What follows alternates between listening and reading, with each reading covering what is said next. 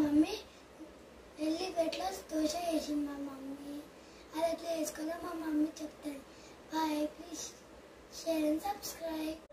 జవారి దోశ కావాల్సిన జవారి పిండి, దాంట్లో టేస్ట్కి తగినంత సాల్ట్, ఇంకా వాటర్ వేసి కలుపుకోవాలి. ఇందులో కొంచెం ఉప్మా రవ్వ వేసుకోవాలి, కొంచెం జీలకర్ర, ఆనియన్స్,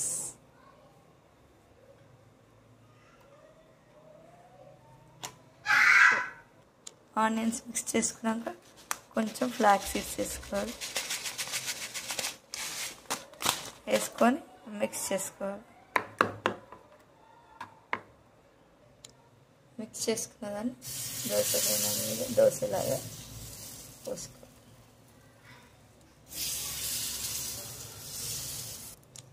కొంచెం ఆయిల్ వేసుకోవాలి.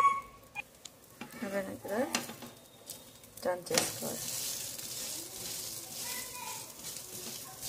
మంచిగా రోస్ట్ చేసుకోవాలి దోశ.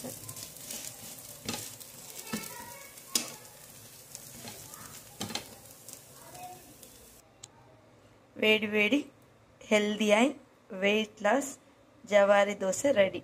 మీకు ఏదైనా చట్నీతోటి తినండి, మీ ఇష్టం ఉన్న చట్నీతోటి.